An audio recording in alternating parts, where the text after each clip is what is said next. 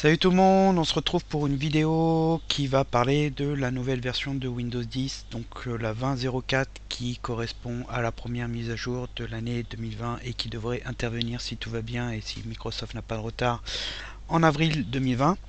Et donc comme à chaque fois c'est une mise à jour de fonctionnalités qui apporte de nouvelles fonctionnalités, modifications et améliorations. Et donc comme d'habitude sur le site vous avez la liste et l'article est paru hier avec, comme vous pouvez le voir, une liste vraiment complète, sachant qu'il manque encore quelque chose. Et donc l'article sera mis à jour selon ce que publiera Microsoft au fur et à mesure. Mais bon, là les choses commencent à être figées et donc du coup je vais faire une vidéo qui va vous lister aussi de manière visuelle ces nouvelles fonctionnalités. Alors, on va commencer. Donc, j'ai une machine virtuelle avec la version en bêta. Et donc, la première chose, c'est que il y a des nouvelles icônes au niveau des applications. Donc, si vous moderne, donc comme vous pouvez le voir, là on a le calendrier, courrier et on a des petites icônes qui sont vraiment plus sympas. Il faut savoir aussi qu'il y a des articles qui ont été parus il y a quelques mois déjà, semaines, où on parle d'un nouveau menu démarrer, mais je ne l'ai pas dans la version et Microsoft n'en parle pas, mais ça aurait pu donner ça avec des tuiles en fait un petit peu plus petites comparé à ce que l'on a actuellement. Mais donc, comme je vous ai dit, c'est pas confirmé. Après Inuguri, il n'y a pas. Alors ensuite, du côté de Cortana, bon, c'est des petites améliorations ci et là. Il faut savoir que Microsoft va plutôt se concentrer sur les entreprises et professionnels pour l'agenda personnel. Il y a des recherches rapides qui ont été ajoutées avec la météo, les actualités, les films dernières sorties ou les meilleurs films, et puis des quiz. Après, globalement, il n'y a pas de grandes améliorations. Il y a aussi un chat, donc une discussion qui a été ajoutée. Donc moi je ne l'ai pas, mais en fait ça vous permet de poser des questions à Cortana et puis il vous répond. Et ce chat il peut être détaché de la fenêtre de Cortana pour l'avoir sur le bureau et pouvoir balader la fenêtre avec la souris. Donc c'est pas des améliorations exceptionnelles, mais bon c'est toujours ça avec des petites améliorations ci et là. Ensuite, du côté des paramètres, donc là, comme d'habitude, il y a beaucoup de modifications à droite et à gauche. Donc, je vais essayer de vous les survoler rapidement. Alors, dans mise à jour et sécurité, au niveau de Windows Update, vous avez les options où vous contrôlez en fait la vitesse de téléchargement des mises à jour qui a été un petit peu revue.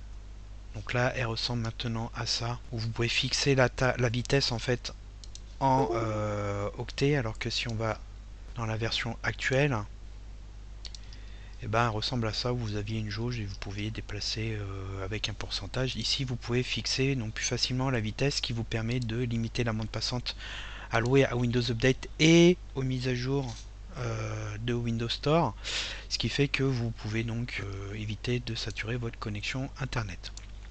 L'autre chose importante, c'est alors et ça c'est vraiment sympa, dans les options de réparation et de dépannage, quand vous réinitialisez, donc actuellement vous pouvez donc remettre à 0 Windows 10 et réinitialiser votre PC, soit vous conservez vos fichiers, soit vous supprimez tout. Donc ça peut être bien par exemple quand vous vendez votre ordinateur, ou quand Windows déconne, il ralentit, il bug, il plante, etc. Donc vous pouvez le remettre à 0 en gardant vos fichiers. Bon, il est quand même conseillé de faire une sauvegarde avant. Auparavant, ce qui se passait, c'est que il utilisait les fichiers qui étaient sur la partition de récupération, et cette partition pouvait être endommagée pour différentes raisons. Bon, si c'est un problème sur le matériel sur le disque, là malheureusement il n'y a pas grand chose à faire, hein. Mais maintenant il y a une option qui permet de réinitialiser dans le cloud, c'est-à-dire que le système va télécharger les fichiers sur internet. Il faut prévenir que ça fait quand même 4 Go, et ça évite d'avoir des fichiers corrompus et des blocages de la réinitialisation, des plantages qui pouvaient faire que vous n'arriviez pas à réinitialiser ce fichier. Avec cette fonction, possiblement cela peut résoudre ces problèmes et faire que la réinitialisation fonctionne mieux. Donc ça c'est la première chose. Ensuite, dans les outils de résolution de problèmes, donc auparavant quand on allait dessus, on avait la liste, ce qui nous donnait donc ceci.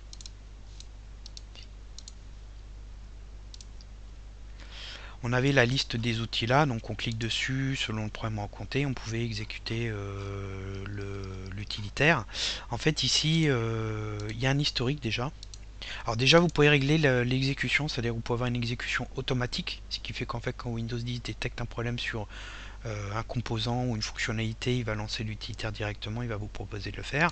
On a un historique qui est ici, donc moi il est vide, hein, qui vous permet de savoir quand est-ce que l'utilitaire a été exécuté, si ça a été résolu, ou si l'utilitaire a planté ou n'a pas réussi à résoudre le problème. Bref, ils ont un petit peu amélioré cette partie-là, un historique et une exécution automatique. Ensuite, l'autre chose qui est transparent, c'est-à-dire qu'il n'y a rien de visuel, mais ce qui peut être sympa, c'est que l'indexation des fichiers. Donc l'indexation, c'est une base de données des fichiers qui se trouvent sur le disque dur. Elle est utilisée par la recherche de fichiers pour rendre la recherche plus rapide. C'est-à-dire en fait, vous imaginez un gros annuaire et quand vous faites une recherche de fichiers, pioche dedans pour trouver plus rapidement le fichier selon le nom, la description, etc. Au lieu de rechercher complètement sur le disque à chaque fois, ce qui pourrait être très long. Et Microsoft dit avoir amélioré l'algorithme, le but étant de ne plus avoir des saturations de disque, parce qu'on avait des problèmes et bugs récurrents avec une utilisation forte du disque, et ils disent avoir amélioré cette partie-là pour tenter d'avoir moins de saturation de disque. Ensuite, toujours au niveau des paramètres, on a aussi dans la partie réseau, donc c'est dans ici, on a ces boutons qui n'étaient pas présents auparavant et on a aussi une consommation des données qui est beaucoup plus claire et la possibilité donc de limiter l'utilisation réseau des applications. Donc là on voit ici qu'en fait j'ai système qui a transféré 8 Go de données et on a Firefox derrière, le navigateur web, ce qui paraît logique puisque quand vous surfez vous utilisez votre connexion réseau. Ensuite, le gestionnaire de tâches a été un petit peu touché, à savoir que dans les performances, vous avez dans les disques le type de disque et il va aussi vous indiquer les températures du disque et du processeur et de la carte graphique. Donc ça c'est vraiment sympa pour savoir en fait quand elle surchauffe, parce que quand le cas vous avez des baisses de performance, voire on peut avoir des plantages. Donc par exemple ici j'ai une capture d'écran où on voit la carte Nvidia avec la température. Ensuite, on a la page des langues qui a été un petit peu améliorée. On a des icônes qui ont été rajoutées. Donc c'est dans Heure et langue ici. Et on a cette partie-là où vous pouvez définir les options régionales et les langues selon les fenêtres, le clavier, la voix, etc. Et on peut aussi ajouter une langue assez facilement. Bon, ça c'était déjà présent dans les versions d'avant.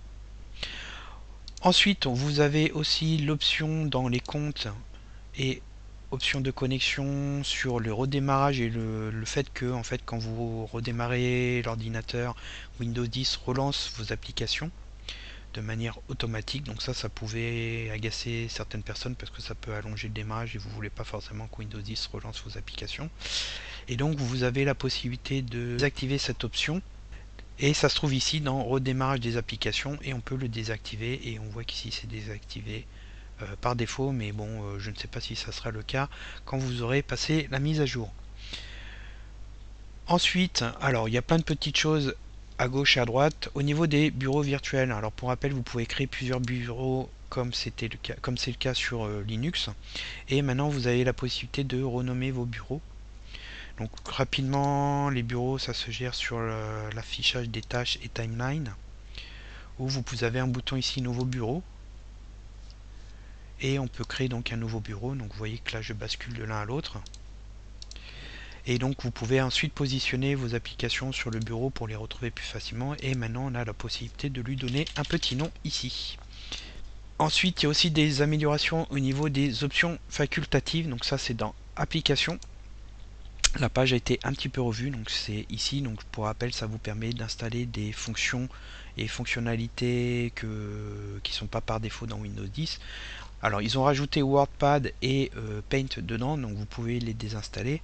Et en fait, quand vous faites ajouter une fonctionnalité, avant vous pouviez en installer qu'une à la fois, c'est-à-dire que vous cliquez dessus, lancez l'installation. Maintenant vous pouvez les cocher et vous pouvez en installer plusieurs. Il vous met nom et vous faites installer, il va les installer les unes après les autres. Et après, il y a des améliorations à gauche et à droite. Alors, c'est pas sur la page, et je le rajouterai. Vous avez dans le safe mode, donc le mode sans échec, la prise en compte du code PIN, du code de confidentialité. En fait, auparavant, quand vous alliez en mode sans échec, bah, il vous demandait le mot de passe de votre utilisateur, et je pense que ça, il y avait une grosse confusion. Et maintenant, vous pouvez changer le mode de connexion. Vous pouvez revenir bien sûr sur le mot de passe, hein, mais vous pouvez aussi vous connecter avec votre code PIN, votre code confidentiel. Après, il y a pas mal de petites choses à gauche et à droite, notamment une meilleure expérience pour les tablettes au niveau des icônes. Il y a des espacements, des choses qui ont été changées pour améliorer l'affichage. Il y a Bluetooth et l'appareillement des périphériques qui est aussi amélioré. Donc vous avez ici des nouvelles fonctions. Il y a aussi des améliorations au niveau du WSL pour la prise en compte et l'utilisation de Linux au sein de Windows 10. Donc il y a des nouveaux appareils, processeurs qui sont pris en compte, et puis des corrections de bugs et autres. Et après on a un petit peu des améliorations à droite et à gauche, comme par exemple le narrateur pour ceux qui ont des problèmes visuels, au niveau de la diction des contenus des fenêtres. Et puis aussi l'application Loop prend en compte le thème sombre. Donc c'est pas extraordinaire au niveau des fonctions, mais il y a quand même la réinitialisation de Windows 10 dans le cloud qui est sympa et qui devrait quand même aider pas mal de personnes qui avaient des problèmes de ce côté-là. Et après, bon, comme d'habitude, c'est des améliorations à gauche et à droite. Et pour ceux qui ont des problèmes récurrents sur Windows 10, j'espère qu'aussi il y aura pas mal de correction de bugs et d'amélioration du support du matériel, parce que c'était vraiment un des problèmes de Windows 10, surtout dans les premières versions. Bon, on voit quand même que au fil des versions, on arrive à avoir une version de plus en plus stable, mais ça reste quand même compliqué pour certaines personnes, même si moi personnellement, j'ai jamais vraiment eu de problème avec Windows 10.